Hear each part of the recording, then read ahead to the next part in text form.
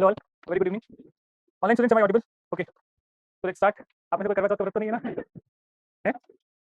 Okay, कोई है क्या? ठीक है, तो टुडे क्या नहीं, क्या पता होने के लिए व्रत रखा होगा कि बात क्या वो पीछे से क्या बोल रहा है, सामने बोल रहा है यार। हाँ, नहीं मेरा तो है, मतलब व्रत टूट गया है। तो will start with enculturation.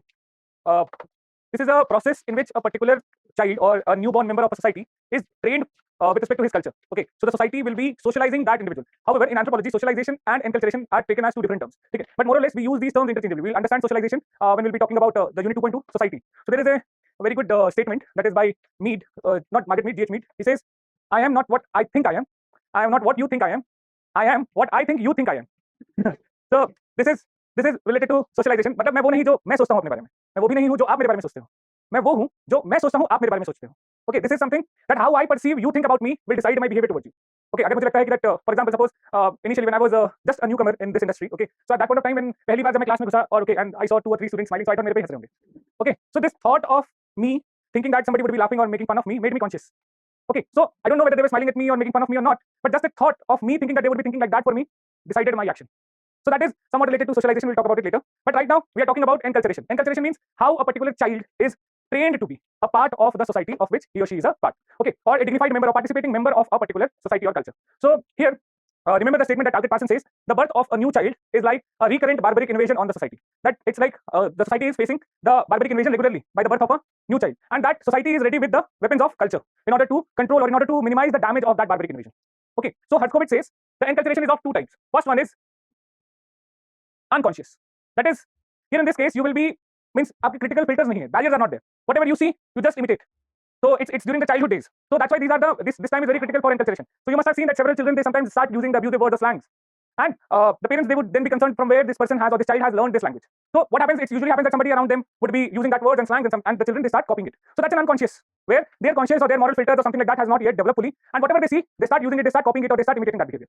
Okay, and in that case, अगर आपके unconscious time पे if you are seeing a very coercive or very oppressive culture, in that case, that particular type of aggression, that particular type of oppression or anger or that attitude will be inculcated into the children. Okay, and there is a high chance that if you are seeing a culture that is like filled with criminals or something like that, so there is a high chance that the child might become or develop as a delinquent. Okay, so that is the unconscious phase. Then the second phase is conscious phase. So here in this case, there is already a filter. कि आपका basic moral system has already developed, and whatever you will accept or reject depends upon your basic moral system that has been created during your unconscious. And यहाँ पे it's very difficult to bring the social change in the minds of the person. Means जो उसकी basic ideology develop हो चुकी है, it becomes very difficult to change it. So no matter how intense exposure he gets to some other aspects of the culture or some other value system, it's very difficult to get it changed. Okay, and अगर वो अच्छी value system नहीं है, then also he will be very much rigid. And अगर if he is towards some kind of corrupt value system, then also it becomes very rigid to change. So these are the two phases of enculturation: unconscious and conscious. These phases were highlighted by Hertzkovitz, and he was the one who has coined this term as enculturation. Okay, now the first thing that is being done during enculturation means the first agent is the household, and household में usually it is the mother that will be enculturating the child. The reason being mother, it's very obvious that after the birth, the child will remain most closely to the mother because of breastfeeding. Okay, so the mother has always to be nearby the children or in very close premise or close distance with the children, and that's why the first agent of enculturation is the mother herself. And then later on, the close relatives of the house, they will be the other agent of enculturation. And then later on, as the social circle increases, maybe friends, peer group, society, media, several other agents do start participating in enculturation. But the first one will be mother. So first thing that will happen here with respect to enculturation is development of self-awareness. Development of self-awareness means आपकी self identity पहले develop होगी. Means I am somebody and I am somebody to someone. Maybe I am a son to someone, I am a daughter to someone, sister or brother to someone, or something like this. Okay, and these are so and so relatives of mine, and this is how I should behave them. This is how I should call them. So ये जो idea of I develop हो रहा है, this is important. Okay, that there is somebody, there is some unique identity related to me, self-awareness, and that will be done through enculturation. And the first step for self-awareness is naming. Okay, you name the child. You give that particular child as a distinct identity. Okay, so there are certain rituals, or it's like a rite of passage. In all the cultures, the naming is a rite of passage. Here you have publicly accepted the social identity of a child. That there is a person, जिसकी एक social identity है. So in different cultures, there are different practices, different morals related to, different practices or different rituals related to naming or different ideas. We have, I might have discussed that in certain societies, जहाँ पे there will be a lot of infant mortality. The naming happens at a very later stage. When the family is sure enough that this child is going to survive, only then they will name the children. So there are several other communities जहाँ पे, or जैसे for example in our case or in a normal Hindu society, the naming you can say that Upanayan ceremony is the kind of social birth of the child. So here, after the social birth, you can say that the idea of self-awareness has been created. Okay, that you are now socially recognized as a distinct individual in the society. Okay, so now some other types of orientations are also happening, which will basically lead to idea of self and also regulate behavioral aspects. So these can be remembered as in the form of knots. 4 types of orientations are there. The first one is normative orientation. Normative orientation means certain norms, certain rules, certain laws that are prevalent in the society or that are related to culture will be taught to you. Okay, that you should behave like this, you should not do this, you should do that, or how you should respect or should not respect or whatever. That is the normative orientation. ये आपके behavior को regulate करेगा. Then the next one is object orientation. So here in this case, object orientation is how you perceive the material world. So object orientation is like you will be taught, or everybody must have been taught कि one should prefer milk over tea. तो बचपन में ऐसा होता है कि mother would say कि milk has a lot of advantages while tea or coffee is not good for your health, or maybe cold drink or ice cream will be told to you that ये गंदी चीजें मत खाओ. Okay, and then you develop a particular, or maybe if you belong to a vegetarian community, so in that case non-vegetarian food will be means showed as something like inhuman or kuch is type. So this is how that object orientation develops in you. You see some object, the same perception will come into your mind. Then the third is the temporal orientation, perception related to time. Okay, how you perceive time. So there are 2 types of community. I might have discussed this. One who follow M time community, and the second is P time or P type communities. So M time and P time, it's like M time का मतलब होता है the one who values time over everything else. Okay, and P time means one who values social relationship more than time. So Japanese, they are M type people. So you will see that कि Japanese जो regular trains हैं, metro trains और railways जो हैं, the trains hardly get delayed by the report was very recently 0.6 or 0.4 second on an average. And for that also the Japanese government asked an apology. Imagine the case of India. Okay, here we have the perception that 15-20 minutes अगर later to right time चल रही है, isn't it? 15-20 minute तो मतलब normally चले, हम 15-20 minute का margin लेके चलते हैं. Station means हम if the train is supposed to leave by 9:25, we normally reach the station by 9:30. कि 9:40 से पहले क्या ही निकलेगी वो. So we are so confident about it. And imagine if Indian Railways even after achieving the average time delay of 1 hour, अगर apology issue कर दे, आँख से आंसू निकल आएंगे हमारे. Okay, so this is and normally what we do, we usually call some friend if he is waiting for some place at some place, and you say normally ये 2 minute में पहुँचो, and that 2 minutes he automatically kind of takes it at half an hour तो कम से कम लगेगा. So here you understand that we are P time people, and here we value social relationship more than the time. अब उस case में that friend does not feel offended that if he is supposed to wait for say 20-25 minutes or 30 minutes, it hardly matters. Okay, because friendship is more important. But if you make somebody wait for half an hour in Japan, then अगली बार से आपसे बात ही नहीं करेगा, because you have wasted his 30 minutes. So this is very important, means how you perceive time, and this is something that you will be learning in your culture. That is the temporal orientation. And the last is spatial orientation. So spatial orientation again, how you view the space around you. So here you will be knowing or some important significant places in your culture, and how you view that this place, maybe suppose if you are born in some kind of communal community, means communal ideology है वहाँ पे, or the place where you live it's filled with communal tension. So they will show you that this is the area of the rival community, you should refrain from going to that place. Okay, or some harm might happen to you. So the territoriality is marked, or ये territoriality you can understand, you might not understand very significantly in the modern time, but that territoriality was very important in the tribal era, because tribes had defined marked territory, and some other group will never tolerate any trespassing in that territory. तो कोई भी trespass करने की कोशिश करेगा, it's kind of more or less confirmed that he or she will not be able to come back, might be killed, because they do not like somebody trespassing into their territory. And you can understand this, that with respect to several animals, this territoriality is also valid. They have well defined territory, and they will never permit or allow anyone to enter into their territory, no matter what. So this is the spatial orientation that you will be, whenever a new child will be born, he will be told about this. ये आपकी area है, इसके beyond you should not go. That's a danger area. Okay, you should refrain. Or how you perceive certain areas as friendly or something as dangerous. So these are the 4 different types of orientation that will be done during enculturation: normative, object, temporal, and spatial. Next, what happens in enculturation? सबसे important है, that is the gender training.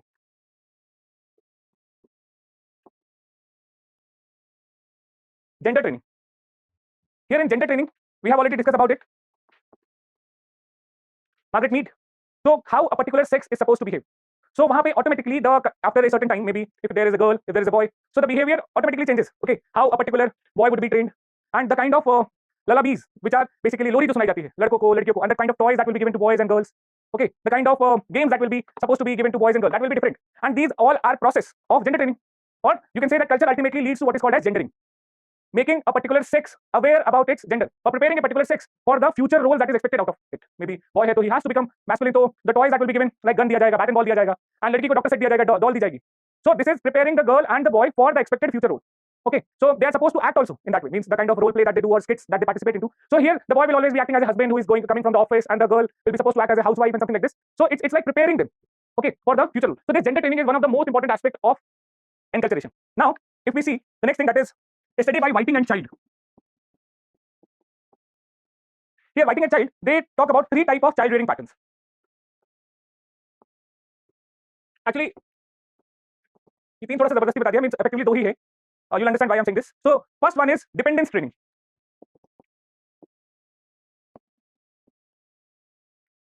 Dependence training. So what is dependence training? Here the children will be taught to become dependent on their family, their structure. Means एक जो children है उनमें dependency को create किया जा रहा है. क्या वो कोई problem है क्या वहाँ पे? आप तब से घड़ी देख रहे हो मुझे लगा. हाँ? ऐसी क्या? या तो बाहर से किसी को बोल देना, इसी को देखने से थोड़ी ना चलेगा. So dependence training. So here the children will be taught to become dependent. So maybe a child will be taught like this कि say if he needs a toy or if he needs basically sports bike or whatever it is. ठीक है, कुछ भी उसको चाहिए. So in that case he will always have to consult, and if he needs to go to a party or if he needs to buy a gift for a friend, whatever. So that dependence is created, and this dependence is not for the time being. ये future में भी it will be expected behavior. For example, even if that person grows into an earning member of the family, in that case also if he wants to take some financial decision, he has to ask from his father, and the head of the family should be the one who should be taking the final call. You should not. So आप और हम लोग dependence training के पाठ हैं. Okay, you no matter आप कितना भी पैसा कमा लोगे, but if your father is alive at that point of time, if you are supposed to buy a house or maybe buy a land or any other such kind of big financial, or even buy a car also, in that case the first person to consult will be your father, whom you will be consulting that okay, unless and until you want to मतलब surprise देना चाहते हो या फिर आपको बहुत ज्यादा पैसे हैं कि आप बताना नहीं चाहते कि कितने सारे लैंड खरीद रहे हैं. Okay, so that case can also happen, but if by honest money, honestly earned money, if you want to buy a piece of land, definitely it will be the head of the family who will be consulted first.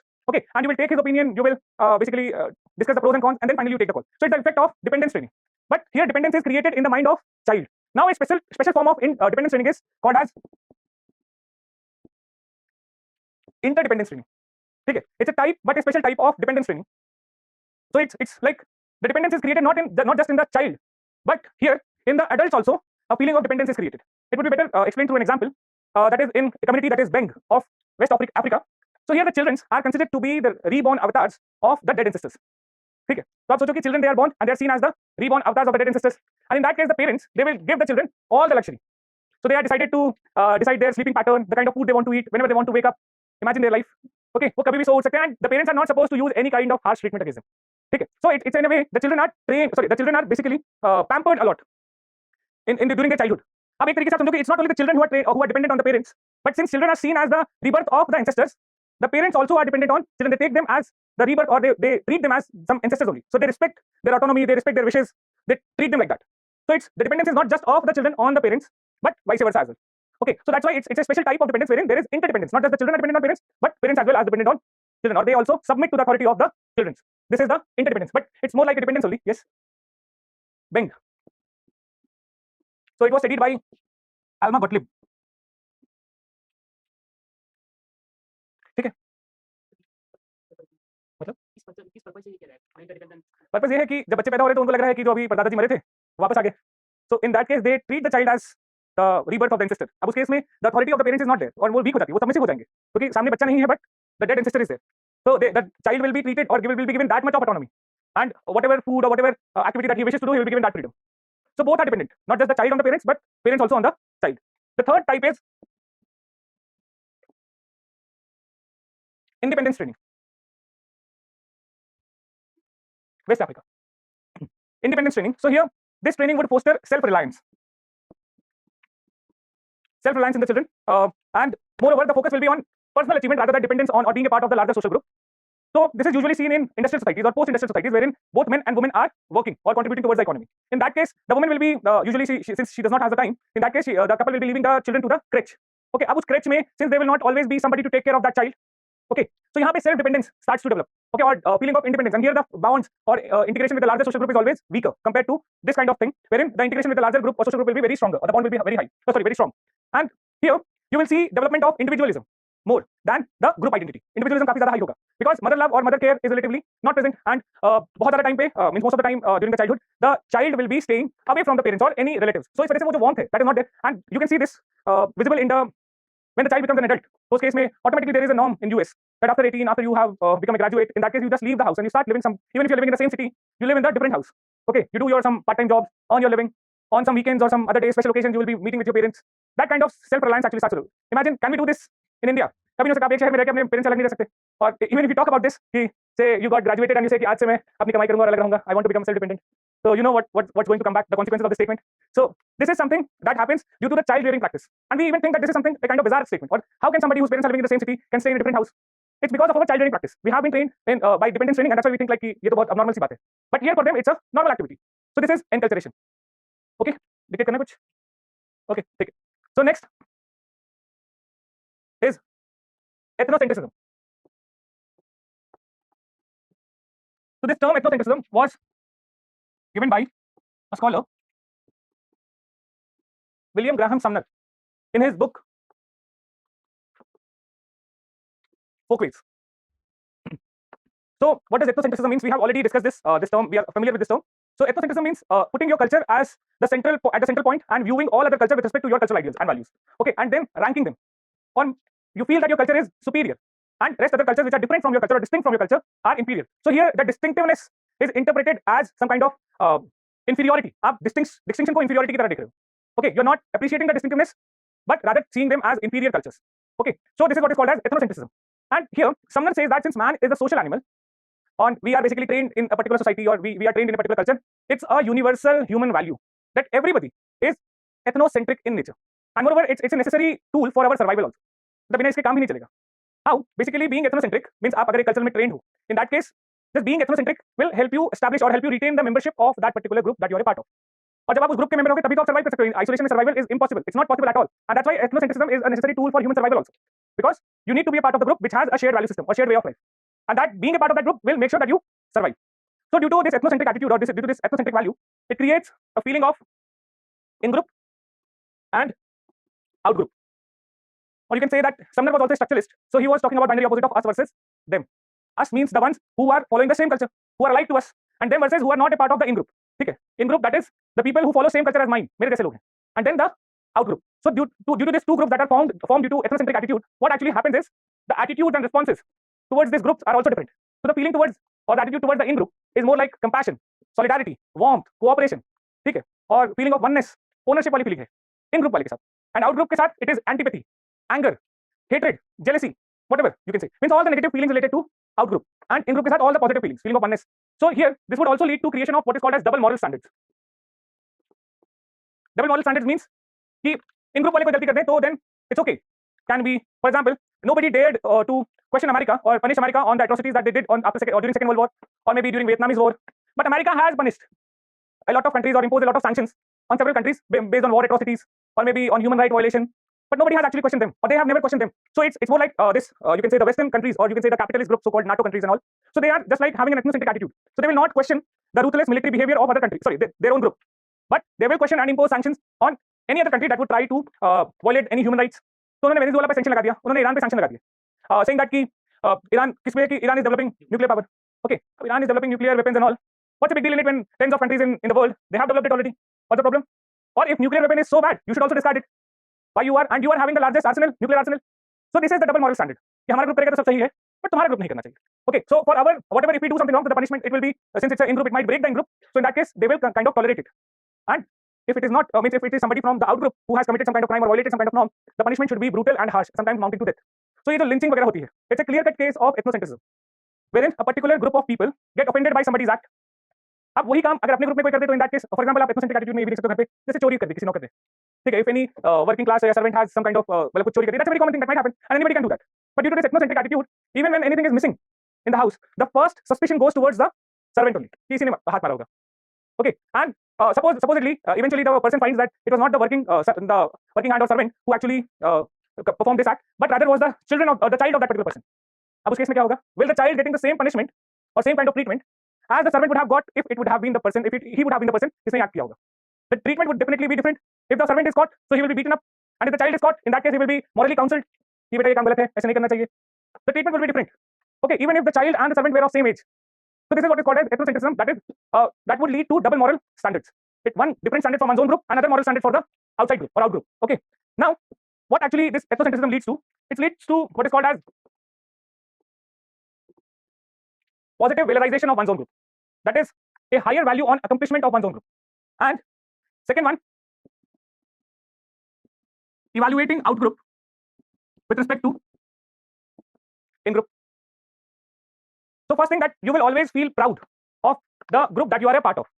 ठीक है, and that will help you kind of, अगर आप proud feel नहीं कर रहे हो तो there is no incentive to be a part of that group. ठीक है, only and only if you're proud of that group that you will display its identity. That is what is positive valorization. And here accomplishment of the group will be of first priority.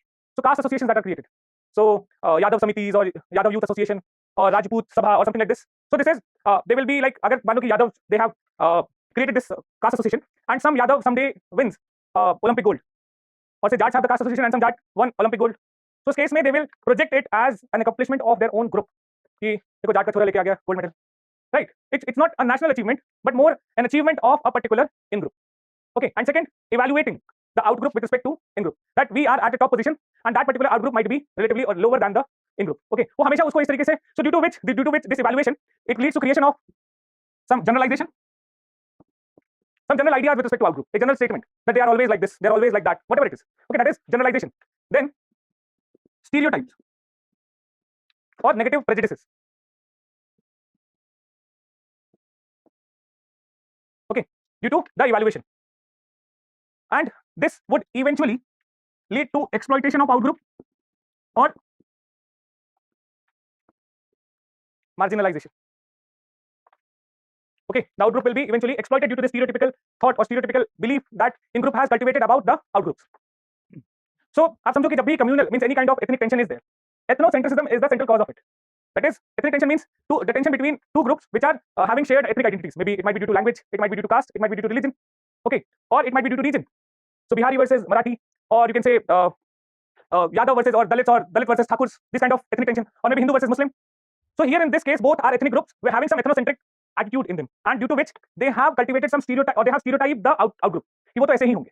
And due to this stereotypical attitude, their actions are shaped. So this might lead the one who is in a superior position materialistically or politically might lead to exploitation, marginalization, or maybe some kind of physical coercion also. Okay. Next.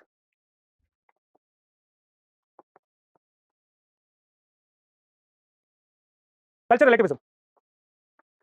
So idea of cultural relativism was first talked about in anthropological perspective by Franz Boas. यार एक चीज मैंने notice की है आप लोगों के answers में, means after a lot of time we have discussed Franz Boas, since we speak Franz Boas, people are writing this. यार ऐसे गलती मत करो यार. Tyler Taylor and Boa and all, that should not be the case. So cultural relativism, we know that what's simply the cultural relativism. Here we do not look or judge any culture with respect to our own culture, or any cultural activity will be considered or will be analyzed in its cultural context. Okay, so it involves this relativism involves a sense of detachment. That is, when you are talking or when you are kind of analyzing somebody else's culture, you act in a detached manner from your own cultural ethics or ethos.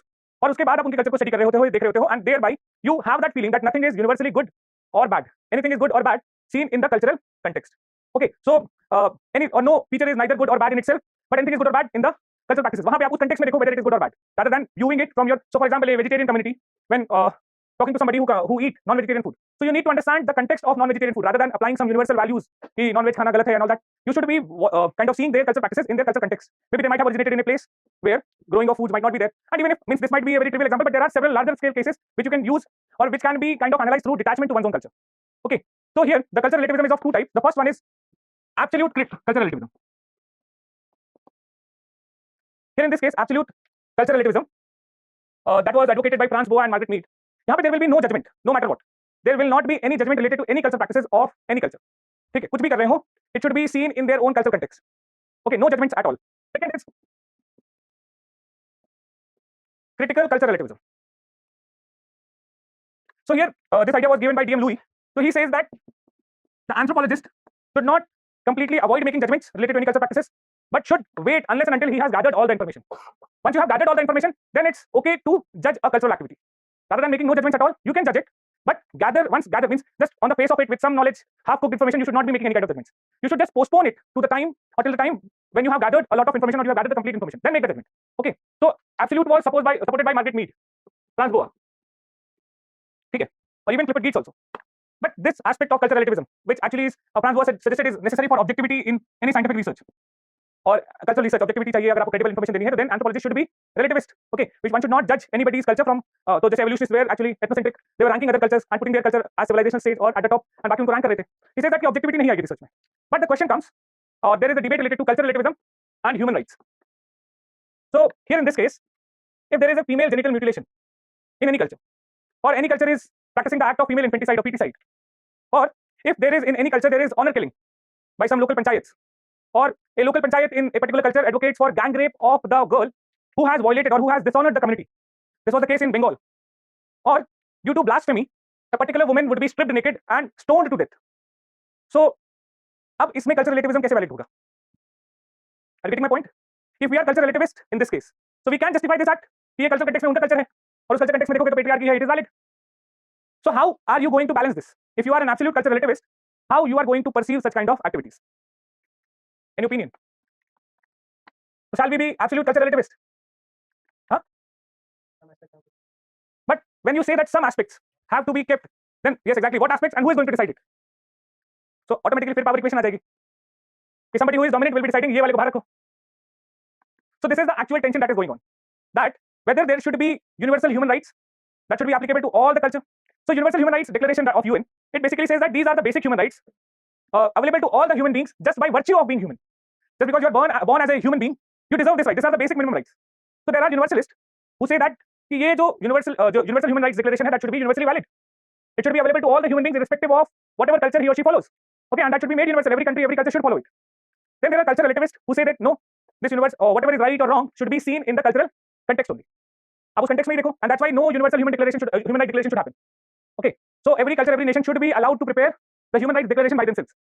ताकि वो decide करें कि क्या उनकी basic human rights होनी चाहिए, and they should be. So this kind of debate is more relevant right now. For example, with respect to the debate about hijab. Okay, so hijab, somebody who is projecting that कि hijab should not be worn in the school, or so वहाँ पे आप देखोगे कि वहाँ पे they are saying that it's against the autonomy of the women.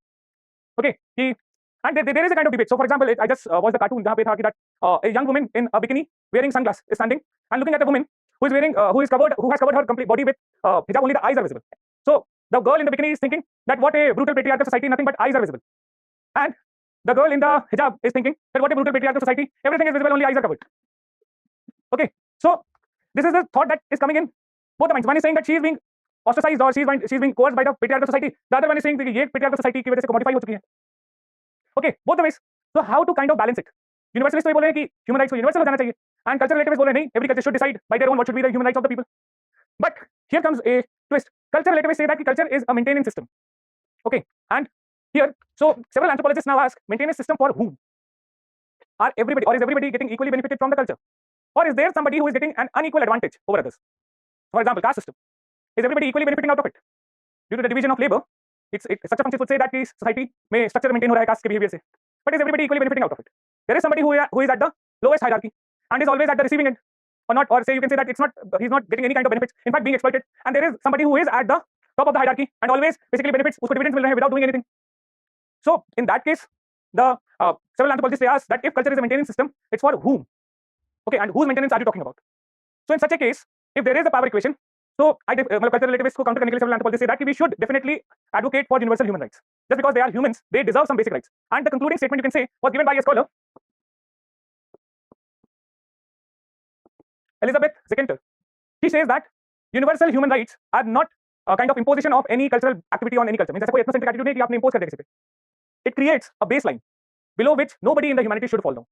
Okay, इसके ऊपर आप कुछ भी cultural practice follow करो, it's justified. But this is the baseline below which nobody should fall. And इसके ऊपर आपकी कोई भी cultural practices हैं, whether it is patriarchal, matriarchal, whatever it is, it's okay and justified. But some basic human rights should always be available to all the human beings.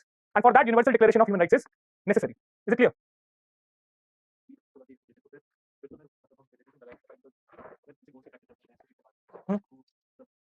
यहाँ पे तो human rights की बात हो रही है ना.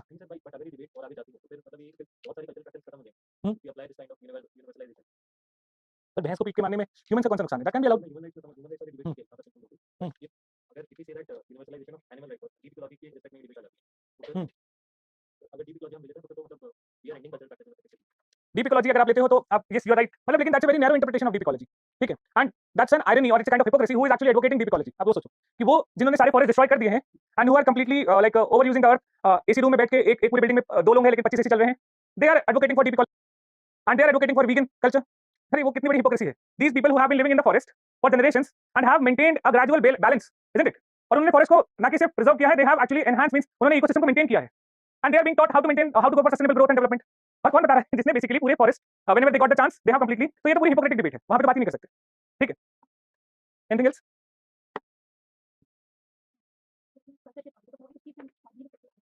नहीं, थोड़ा सा एलैबोरेट करो. नहीं मतलब कैसे ह्यूमन राइट्स इसमें कहां से आ रहा है? वही तो कई सारे एंथ्रोपोलॉजिस्ट बोल रहे हैं कि if you are projecting the cultural relativism, तो for example Saudi Arabia can say that कि जो हमारा शरीयत के हिसाब से जो किलिंग बाय स्टोनिंग है, स्टोन पेल्टिंग, वो जस्टिफाइड, वो हमारे कल्चर कंटेक्स्ट की बात है. या फिर ब्लास्फेमी में if any woman is stripped naked and pelt, जैसे जो पाकिस्तान में हुआ था, so that can also be justified on the basis of cultural activities. ये बोले कि हमारे कल्चर में तो जायज है, ये इसमें कोई दिक्कत नहीं है, this is something that has been written in the books और whatever rule book they follow, maybe हदीथ या शरिया में कहीं लिखा होगा. So they might quote some kind of article there, so it should be justified then. No, definitely no, because the one who are asking these kind of provisions to be justified are at the top of the hierarchy. ठीक है, तो वो तो automatically यहाँ पे the one who is at the receiving end, वो तो basically अपनी ओपिनियन रख ही नहीं पा रहा है. और the same is the case with untouchability in India. Anything else? आप ये थोड़ा सा लिख लो. क्या हो गया? हर बार यही आता है मतलब? अच्छा ये क्वेश्चन आता है? नहीं ये क्वेश्चन आई थिंक इस साल आया है। Okay this right. Should human rights be made universal? This is the heading. Should human rights be made universal or cultural relativism versus human rights? Cultural relativism. Cultural relativism helps appreciate unique characteristic of every culture without judgments. Unique characteristic of every culture without judgment.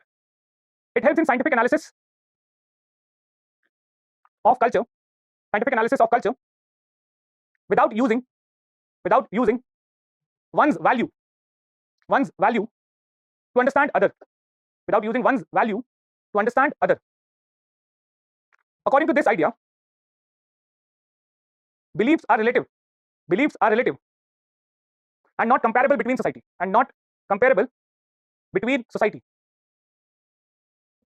Traits are neither good nor bad in itself. Traits are neither good nor bad in itself. It promotes tolerance towards other culture.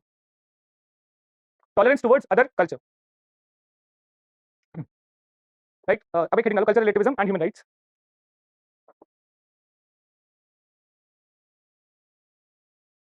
Cultural relativism comes under question mark when we talk about cultural practices like slavery,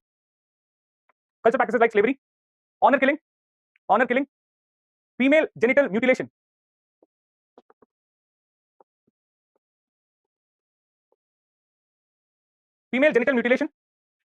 untouchability, and prostitution, etc. ठीक है? There is a debate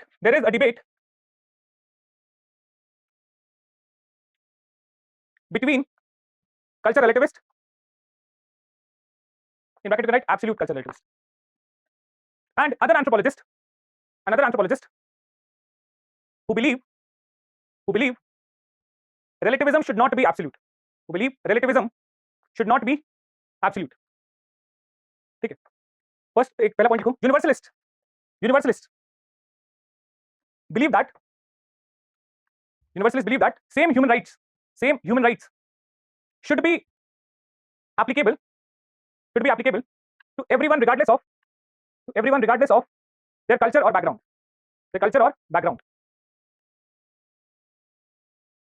Next, cultural relativist, that is absolute cultural relativist, believe that human rights should take into account cultural differences. Okay, next paragraph.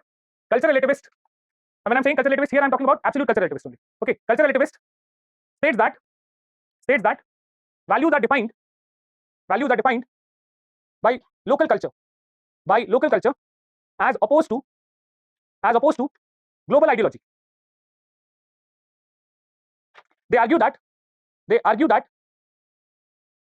human rights declaration was developed by Western countries and are based on Western morality.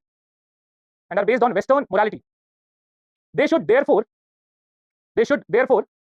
not be imposed on non-Western society.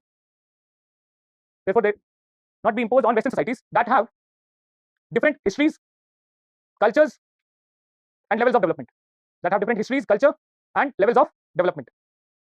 Next paragraph. Cultural relativism is the view that moral or ethical system which vary from culture to culture are all equally valid. And no one system is really better than any other. This is based on idea that there cannot be ultimate standard of good or evil. ultimate standard of good order. So every judgment of right and wrong is a product of society. Every judgment of right and wrong is a product of society. Next paragraph. Cultural relativism has been criticized. Cultural relativism has been criticized. Again, the absolute one has been criticized as a means for dominant group, or nations to pick and choose which rights they are willing to uphold. To pick and choose which rights they are willing to uphold. So there is a tension. So there is a tension between human rights as entirely universal and not subject to modification due to culture on one hand, versus human rights as affected by cultural demands of specific culture on the other hand. Last line, last paragraph, that is, according to Elizabeth Zeckenter, cultural relativism claims that there are no principles of morality. There are no universal principles of morality. Cultural relativism claims that there are no universal principles of morality, and then says one should have tolerance for all other cultures.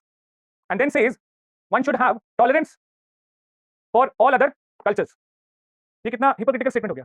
There is no universal morality and one should have tolerance. So if tolerance is one aspect that can become universal, why cannot other values can become universal? So this is a statement which he is making. So if tolerance can be one universal moral value, then why can't there be others? Universal Human Rights Declaration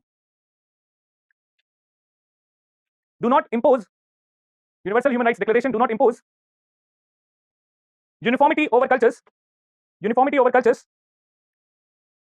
but it creates a floor below which no society is supposed to fall. Okay.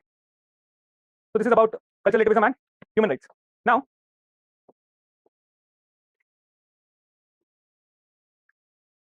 culture and civilization. So usually we have been using these terms interchangeably, culture or civilization, but it would make more sense to us if I talk about these two terms in Hindi. So culture is Sanskriti and civilization is Sabhyata. Okay, and now you can understand the gravity of these two topics, that is these two terms. One is Sanskriti, that is something that is internal, means it's more present in the thoughts, or it's more intangible in nature, while Sabhyata, something which is having an outward appearance. So if I say ki Harappan Sabhyata or Harappan civilization, so here in civilization what we are talking about, the outward appearance, the creation of a forted city, okay, जहाँ पे there is some boundary walls are there, then there is citadels, और then there are light जो वहाँ पे बने हुए light lamp posts बने हुए हैं, और there is a drainage system, granary system, great bath. All these are the features of civilization. And when I say Sanskriti, so in that case we will be talking about the intangible aspects mainly. But these two terms are so deeply connected that it's very difficult to differentiate between them. मतलब एक तरीके से इनको separate करना बहुत difficult है. But since we have been talking about it, so let's see. So Morgan, or say evolutionist, how did they rank the cultures? A stage of savagery to barbarism to civilization. So civilization, according to them, or according to most of the anthropologists, refers to the most evolved aspect of culture. The culture सबसे ज़्यादा developed होगा, the best or the most progressed form of culture, that is called as civilization. Or you can say that if a culture has certain specific features, maybe sedentary lifestyle, okay, first, then surplus, then social stratification हो गया वहाँ. Surplus की वजह से unequal distribution of surplus and hierarchy started to come up. Then institutions of law, bureaucracy, or a kind of monuments, architectures are there. So, or codified laws are there. That is, written laws are there. So then you can say that the culture has attained the stage of civilization. ठीक है, उससे पहले there is a culture but absence of civilization. So scientific development होना चाहिए, metallurgy develop हो जानी चाहिए, tools should be of a refined type. So if these features are present in the culture, you can say that it is at the level of civilization. Else there is a culture without civilization. Are you getting this idea? So this is, you need to understand कि culture में जब कुछ specific features आएंगे and the outward appearances will express it, then you can say it has attained the stage of civilization. So culture can be without civilization, but civilization cannot be without culture. Is it making sense to you? Civilization का एक culture तो होगा ही होगा, but culture can be without civilization. It's not necessary that every culture will have those features that can be called as civilization, but every civilization will definitely have certain cultural values. A cultural system will be there. Okay. So here in this case, if we are supposed to compare between culture and civilization, so we can say that culture is more like subjective, or it's more like internal thing, while civilization is objective in nature. आप कुछ objective criteria हैं उसको देख के बता सकते हो कि ये definitely civilization है या नहीं है, और there are it's like more externally expressed. Okay, there is a tool to measure the advancement of civilization. कि civilization कितनी ज़्यादा progress है या developed है. There can be precise measurement of it. So definitely I can say that US is more developed than India. Okay, or India is more developed than Sri Lanka. There is a precise measurement tool which we can say that. But can we say that culture is more developed, culture of US is more developed than culture of India? No, there is no measurement to rank cultures. But civilization के case में ये है. Civilization can be passed on. मतलब आप, but culture has to be learned. Civilization में आपको extra effort नहीं लगना. Means your father has created some bungalow for you. You can inherit it. But आप culture inherit नहीं करते हो. You learn the culture. So you will not be inheriting the culture of your father. It depends. Suppose what happens ki your father is in some government job. You are initially from Bihar, but your father is posted in Karnataka, or you guys might be posted somewhere in South India, not from, very far away from your native state. And then your children will develop the culture of the state where they are born, rather than your native culture. So it's not something that is inherited, but it's more like learned. But civilization, whatever money you will accumulate during your services, that will automatically pass. Or whatever land, houses, whatever you will build up, that will automatically pass. Okay. Or broadly speaking, the technologies that are present in the civilization will be the same, but the local culture will be different. Technologies, तो वहाँ पे भी mobile phone use करेगा, वहाँ पे भी he'll also be using internet, 5G internet, or whatever internet service will be present in, or he'll be using flights, trains, all those features of civilization will be there, following the same constitutional law. But the local culture will be very different. Okay, so he or she will be inheriting the civilization but learning the culture. Okay, so this is the basic idea of culture and civilization. Just write a short note. A civilization is a complex way of life. A civilization is a complex way of life that came about as people began to develop. Urban settlements. A civilization is often associated with a number of socio-political, economic characteristics, such as urban development, social stratification, unique art and architecture, a form of detailed writing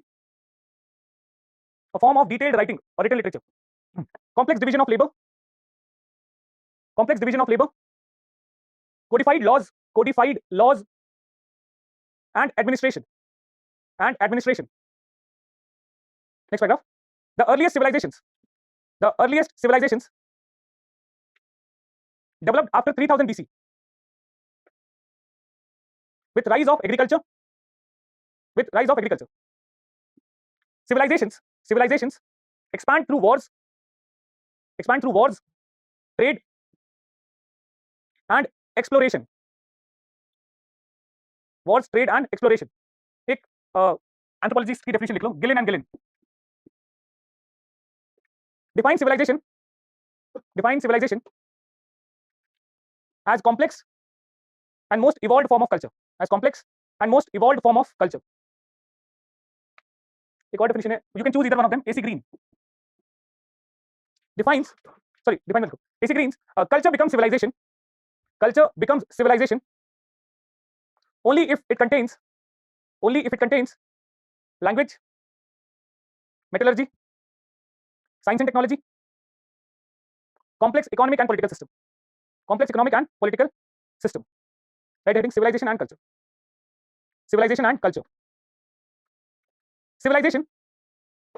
represents a particular type of culture. Although used synonymously, civilization is the external manifestation, while culture is the internal character of the society. Civilization is the external manifestation, while culture is internal character of the society. Culture normally relates to norms, behavior, tradition, ethics and morality. ठीक है, right? Culture versus civilization. First difference: the term culture refers to embodiment of manner in which we behave, think and act.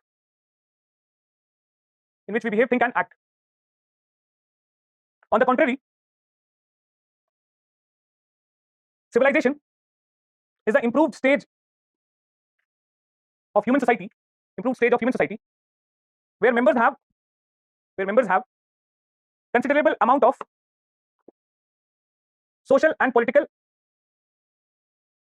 organization.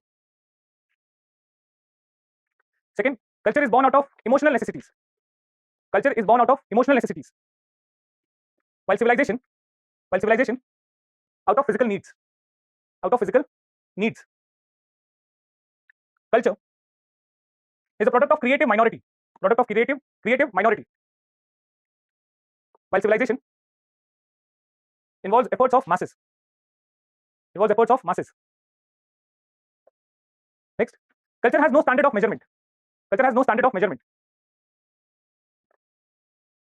While civilization has precise standard to measure its development.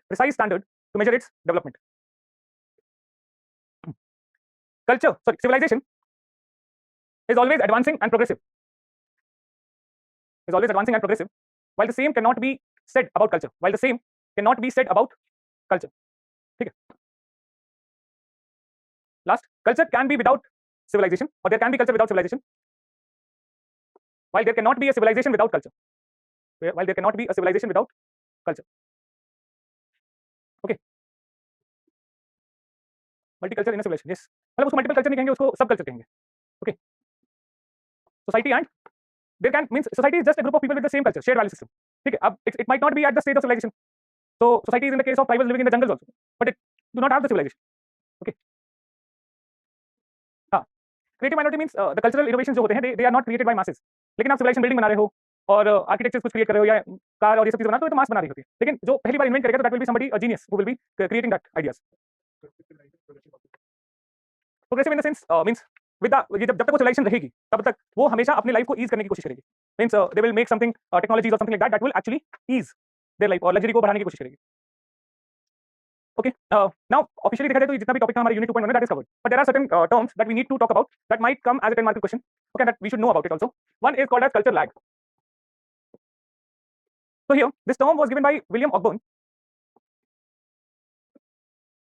What does this mean, culture lag? So Ogburn says that there are material aspects of culture and non-material aspects of culture, and material aspects of culture change relatively faster than the non-material aspects of culture. This is the observation that he makes, and he says that the difference that would come between the material aspects of the culture and the non-material aspects of culture is called as culture lag. So we or any country or any cultural group will easily adopt the material aspects of some other culture, lekin the non-material aspect of their culture will remain still the same, and that is called as cultural lag. So for example, vaccine hesitancy. So material aspect of the culture, modern medicine we have borrowed, but the hesitancy that we have is the result of our older value system. Okay, and that is creating vaccine hesitancy. People are not going to or they prefer not to get vaccinated because they have the belief that it might lead to their sterilization or whatever it is. Or there was a vaccine related to cervical cancer vaccine. So cervical cancer vaccine basically is given to females, and since cervical cancer is caused by a virus that might be transmitted through sexual activity, so there were certain individuals or certain groups who were saying that by giving this vaccine you are persuading the children to engage into sexual activity. Okay, or we borrowed cars, we got the cars, road pe cars chal rahi hai, but the traffic sense is absent in Indians. So it's like we have borrowed the material culture, but the value system that is required to function with that material culture is absent. So you can say that this is a kind of critique to culture materialism. The infrastructure में तो change आ गया, isn't it? But the structure and superstructure are still the same. Infrastructure or it cannot, or culture materialism theory cannot explain the existence of cultural lag. क्योंकि culture materialism के हिसाब से the moment infrastructure changes, the structure and superstructure should change itself in order to maximize the mode of production and reproduction. Okay, it's infrastructural determinism. But we borrowed or we got industrialized or we industrialization शुरू हुआ, but the value system. तो industries में भी अभी caste system चल रहा है, meritocracy आनी चाहिए. But did it lead to meritocracy in India? No. Meritocracy कहां है आज के टाइम पे भी? You put in your resume whatever resume that you will be putting up, in that case somebody who is sitting on the other side of the computer in the company will be first seeing your caste or maybe your religion before they see your degree or educational qualification, and then they will call you, and mostly they don't even look into the resume. Mostly तो ये अपने phone पे या इन सब जगहों पे basically they will be bringing the or they will be recruiting the people. वो why? Because just to maintain their dominance in the company. So if I'm getting the power to recruit and I have like 10 people जो मेरे recruited हैं, so definitely I have 10 followers in the company. तब उस case में material aspects has changed, but the non-material aspects are still the same, and this is what is called as cultural lag. Okay, and the reason for this, Ogburn says, is that the material aspects they are relatively unstable. They are not that stable. वो बहुत जल्दी change हो जाएंगे. But there is a lot of attachment to the non-material aspects of culture. They are relatively more stable than the material aspects, and इस वजह से वो change करना बहुत difficult हो जाता है. So there is a process that we'll read in paper 2, what is called as westernization. So it's a term, it's an idea that was given by M.N. Srinivas, Sanskritization and westernization. So westernization, he says that it's the change, cultural change that came into India due to 150 years of British rule. Here he talks about one type of westernization that is externally westernized but internally Sanskritized people. So those people who were externally westernized but the core is still the same. So he gives the example of Banyas of Calcutta, wherein they completely adopted the western मतलब वो western market system को adopt कर लिया and western trading वगैरह all that stuff was adopted by them, but internally they still followed the caste system and recruitment on the basis of caste system, exchange of foods and all those taboos that are associated with the caste system. So he calls them externally westernized and internally Sanskritized. Okay, and he also talks about second category of people who were internally westernized and externally Sanskritized, like Nehru or Gandhi.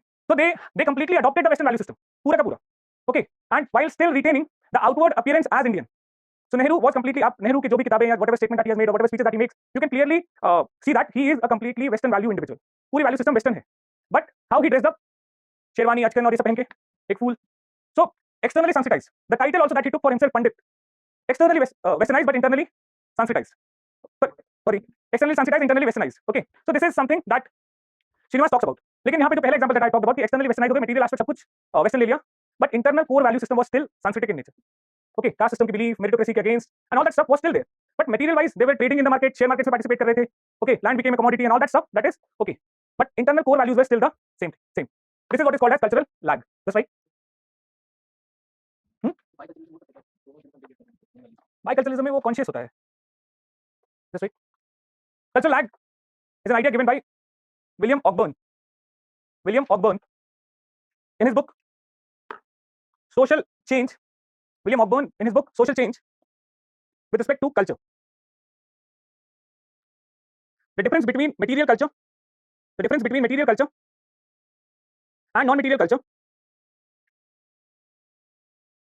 is known as cultural lag. It refers to the notion that culture takes time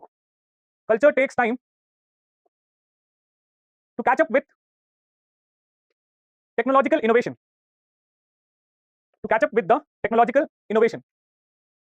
Due to this, there is an unequal rate of change between material and non-material aspects of culture.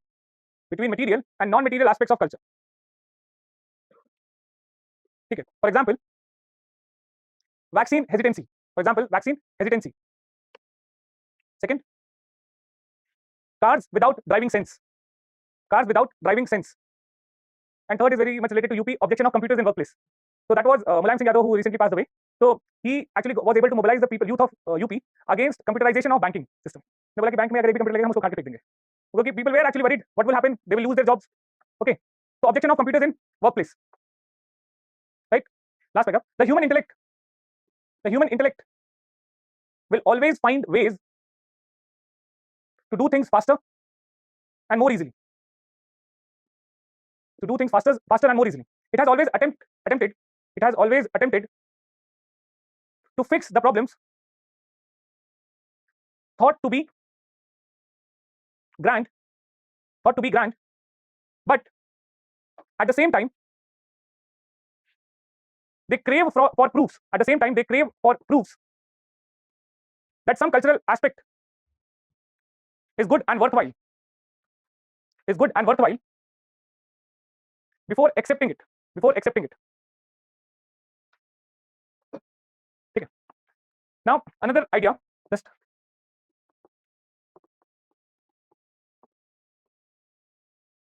pluralism and multiculturalism. What is pluralism and what is multiculturalism? So whenever in a society there are groups of people with different culture, so these two phenomena can happen. Either there can be a pluralistic society or there can be a multiculturalist society. So what's the difference between pluralist and multiculturalist?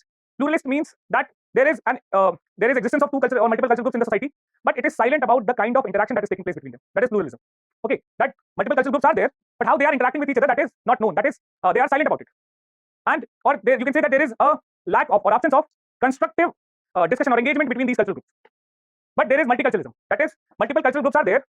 Here, the cultural groups are appreciative of the diversity, or there is an inherent feeling of equality, and moreover, they appreciate that cultural diversity should be there. So they see this as a necessity for the society to exist. Diversity होनी चाहिए, homogeneity की तरफ कोई tendency नहीं होनी चाहिए. But pluralism means ठीक है. So, for example, there are multiple cultural groups. ठीक है, वो रह रहा है, वो अपना अलग रहे, मैं अपना अलग रह रहा हूँ. Okay, इससे मेरे से कोई मतलब नहीं. Another one is also not. You cannot say that there will be hatred, but it's a kind of ignorance, or like no feelings at all. And that's why there is no constructive engagement between the cultural groups that are in the society. Equality की तो बहुत दूर की बात है. Okay, engage ही नहीं कर रहे. So pluralistic as if there is a bus in which multiple passengers for different destinations and from different places, they have just hopped on the bus. They don't know each other. So पूरी journey में nobody will be talking to each other, सबको बैठे हुए हैं अपना अपना seat पे, and there is no engagement or any kind of interaction between the passengers on the bus. That is pluralism. And multiculturalism means that whenever the journey starts, different people, different strangers, they have decided that we will be going on a very long journey. So it usually happens when trip to say आप कोई international flight ले लो, and several Indians from different cultural backgrounds, they are hopping on that flight to some tourist destination. Here by the end, means if that journey is too long, maybe 17-18 hours की flight है और बीच में कुछ stoppage भी है, so in that case it might happen that these Indians or majority of them will start knowing each other. Okay, and they might form some kind of groups, कुछ engagements हो जाएंगी. Okay, despite being from different backgrounds.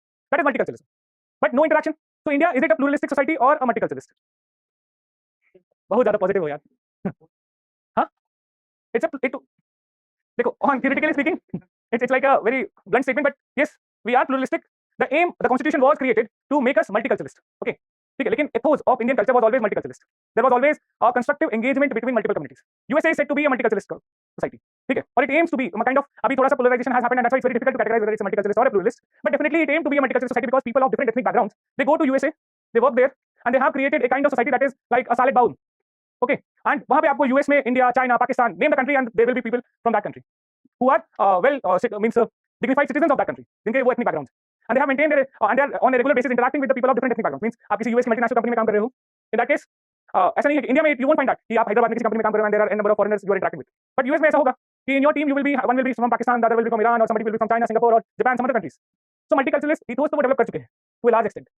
Okay, but there are some instances of polarization, racial attacks, and all that stuff. But definitely, US has reached to the level of multiculturalism, and वहाँ पे they clearly know that merit is the only way to make your nation the dominant one or great. So आप किसी भी country से, doesn't matter. If you have talent, if you have skill, they're very much open to welcome you. And that's why Indians are the heads of several or the largest US MNCs. Because अगर आपके पास talent, एक reason ये भी है, और दूसरा reason है Indian market. The size of Indian market, and these companies are targeting that Indian market, and that's why to appease the people, they are appointing Indians as their heads. Okay, but the idea is of multiculturalism. Equality को appreciate करेगा, diversity को appreciate करेगा, and it will actually promote necessity of diversity. Will never impose homogeneity. Pluralism में indifference है. So it is not talking about the kind of interaction that is between the multiple cultures. Okay, just like this. Pluralism and multiculturalism are forms of intergroup relation. Are forms of intergroup relation. किसी का पता है क्या? They are often used to describe societies. They are often used to describe societies having different religions, culture, ethnic groups, and languages. Although they are used interchangeably, they have different meanings. Next paragraph. Pluralism suggests presence of many cultures in same social space, but does not stipulate or but does not comments anything about nature of interaction between many cultures. The interaction may or may not be constructive. It also remains silent about status of different groups or communities. Next, multiculturalism. Multiculturalism refers to more than mere presence of different communities, or attitude of tolerance. It is concerned with equality. Emphasis on equality distinguishes multiculturalism from pluralism. Next paragraph. According to David Theo Goldberg,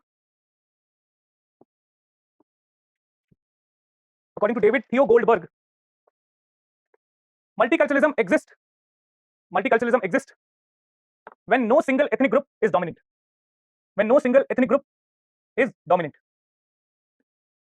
Okay, he described a multicultural person as one who has achieved an advanced level in process of becoming intercultural, in process of becoming intercultural, and whose behavioral characteristics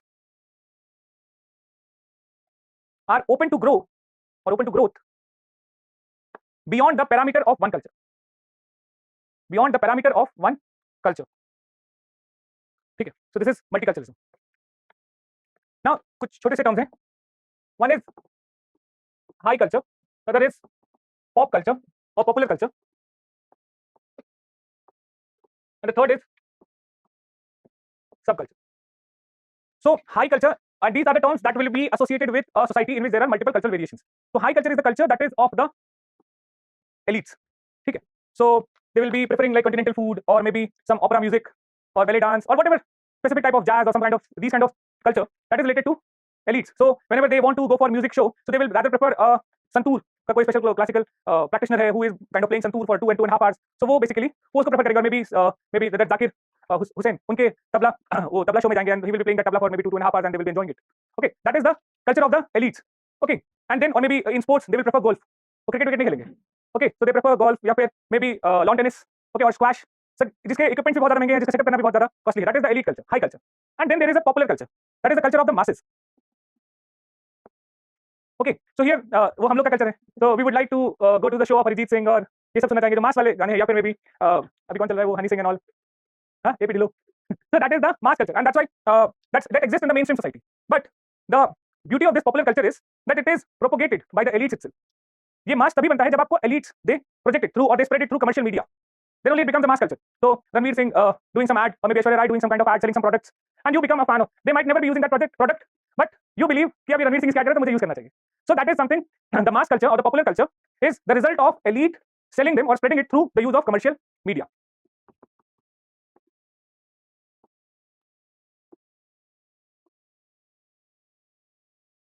So यहाँ पे the elites they are the reference group that you aspire for. ठीक है, and that's why you try to imitate the kind of clothes, the kind of language they speak or the kind of products that they use. So you will be and it will later on become the mass culture. Elites कुछ और use करने लग जाएंगे.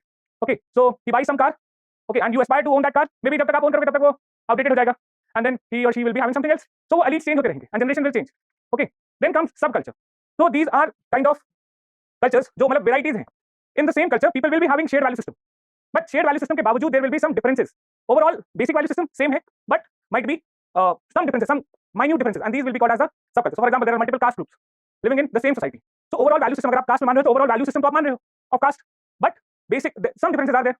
So, related to belief, related to food, related to some other thing. So, that is what is called as the subculture. एक culture में बहुत सारे subsets होंगे जो macro level पे they will be following the same value system as that of the culture, but at micro level there might be some minute differences. Okay, so this is subculture, but इस subculture में there can also be a counter culture that might be rejecting the larger value system. उस culture में ही रहेगा, उसी society में रहेगा, but that will be rejecting the larger value system. Maybe feminist जैसे. So they will be the part of the society, but will counter the dominant ideologies. Okay, और या फिर in the feminist you will find that there are subcultures of or counter cultures of Dalit feminism and black feminism.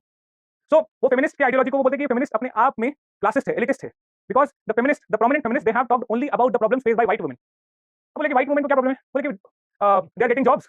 They do not have any kind of problems with respect to decision making in pregnancy or whatever. Economic empowerment भी है, but वो gender pay gap की problem है थोड़ी सी. That men are getting more jobs and men are getting say 10 to 15% of more salary than the women. तो बोले कि they are not talking about the black woman's problem, which is far greater than the white woman, because black में दो problem एक साथ हैं.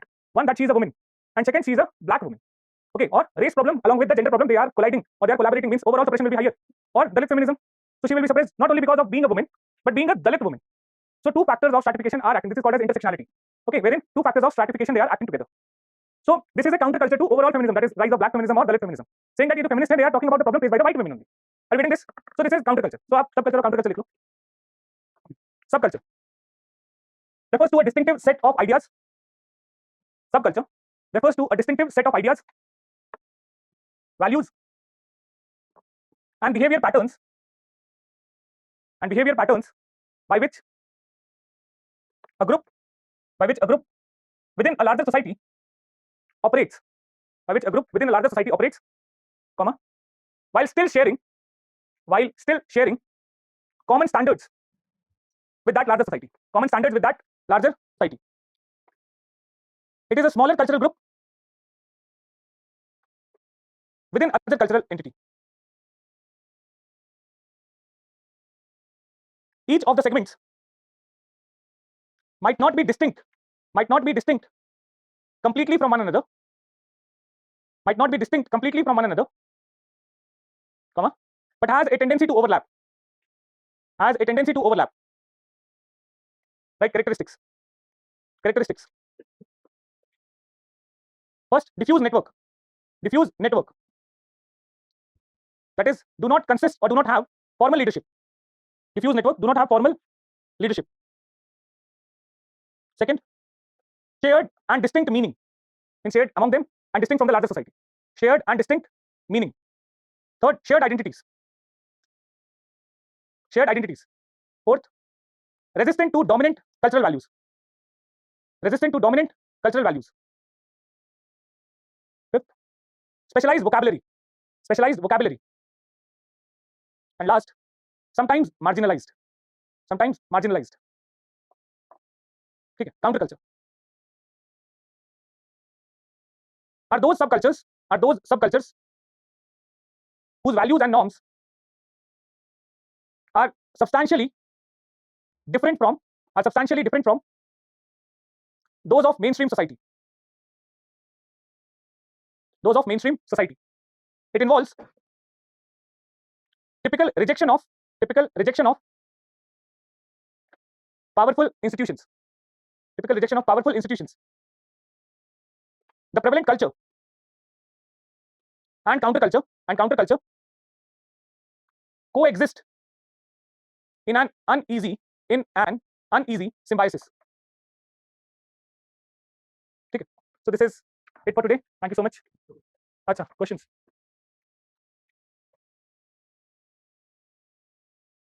आप लोग को यूनिट 2.1 के हैंडआउट अभी बाहर से मिल जाएंगे. ओके, तो आप लेके जाना.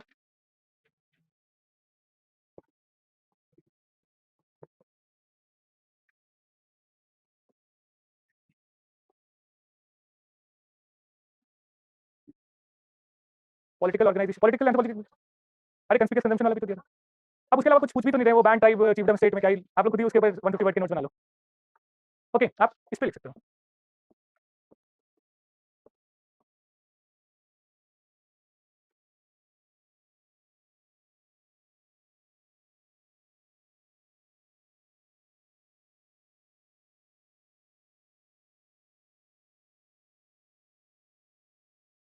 Ten marks.